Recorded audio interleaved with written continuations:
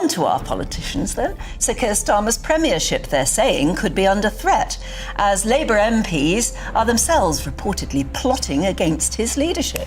This all comes despite the Prime Minister's recent efforts to engage more with his colleagues behind closed doors. Westminster just witnessed something we haven't seen in years. The British Prime Minister stood in the House of Commons, and nearly 50 of his own Labour MPs turned their backs on him and walked away.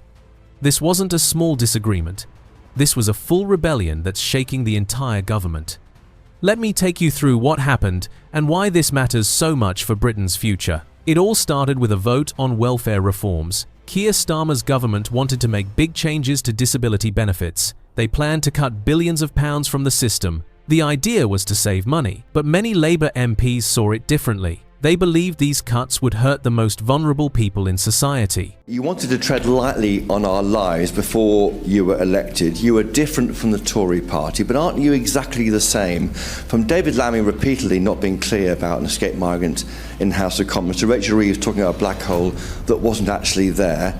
Now you want to cut benefits, but trust matters. How can our viewers trust anything you say?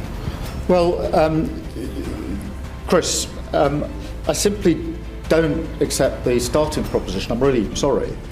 When I was told that we started the budget process minus £16 billion, I didn't cheer. I didn't think it was good. I thought it was a very bad starting position. I was curious as to why the productivity review had been done this year and not previously, but there we are. For weeks, tensions had been building. Labour MPs were getting worried messages from their local areas. People were scared about losing their benefits. Disabled people were asking what would happen to them, and the MPs had to make a choice between supporting their Prime Minister or standing up for their constituents. The government thought they had things under control. On a Friday night, very late, they announced their first change to the plans. They hoped this would be enough to calm everyone down, but it wasn't. More and more Labour MPs said they still couldn't support the reforms. By Monday, the situation was getting worse. The government tried to explain their plans in more detail to members of Parliament, but this actually made things more confusing. MPs who were unsure before became even more worried. They started asking difficult questions that the government couldn't answer well. One MP described the situation as touch and go. Senior Labour figures looked extremely worried. You could see the stress on their faces. They knew something big was about to happen.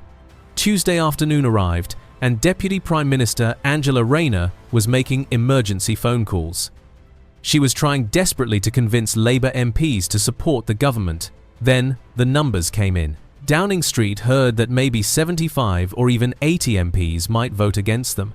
That's nearly enough to actually defeat the government. Starmer had no choice. He had to make another U-turn. Work and Pensions Minister Stephen Timms stood up in Parliament and announced yet another change to the plans. This was the third different position in less than a week. But here's where it gets really interesting. The MPs who had been planning to rebel were actually angry about this last-minute change. They thought the whole thing was a complete mess. And the MPs who had loyally supported the government through all the changes felt betrayed. They had defended 3 different positions to their voters in just a few days. One MP who had campaigned for changes said something really telling. Another Labour member told the BBC that this MP better own any autumn tax rises and go out and sell them on the airwaves every day until the end of Parliament. She marched them all up to the top of the hill and couldn't bring them down again. Other MPs were more direct. One simply called everyone involved jokers. Another said it was a nightmare. When the final vote happened, 47 Labour MPs voted against their own government. This is the biggest rebellion Starmer has faced since becoming Prime Minister. And remember, he has a massive majority in Parliament. He won the election by a landslide less than 2 years ago. Yet here he was, unable to control his own party.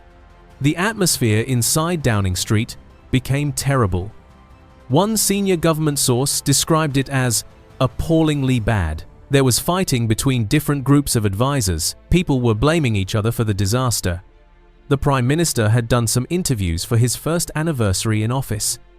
Some of his own team thought these interviews showed he didn't support them anymore.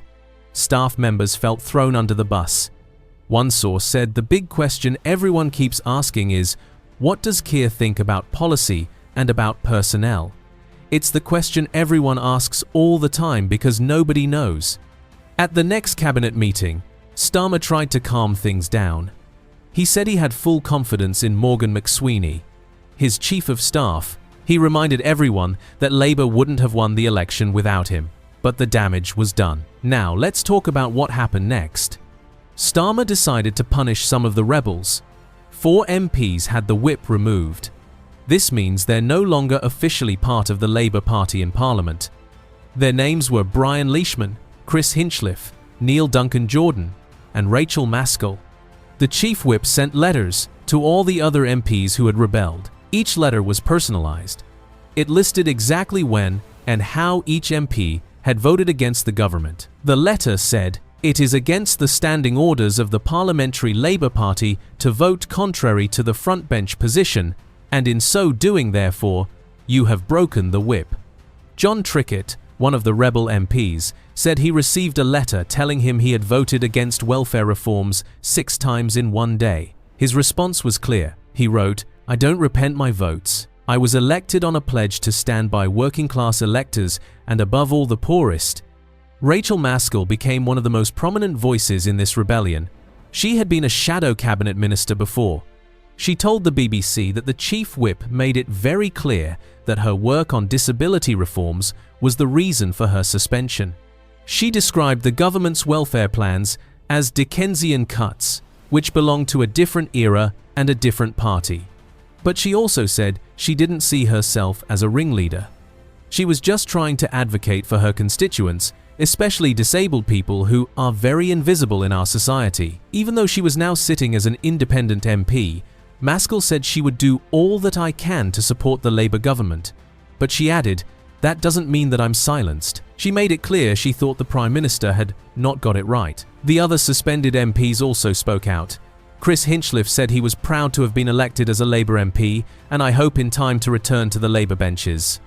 Brian Leishman said, "I firmly believe that it is not my duty as an MP to make people poorer, especially those that have suffered because of austerity and its dire consequences."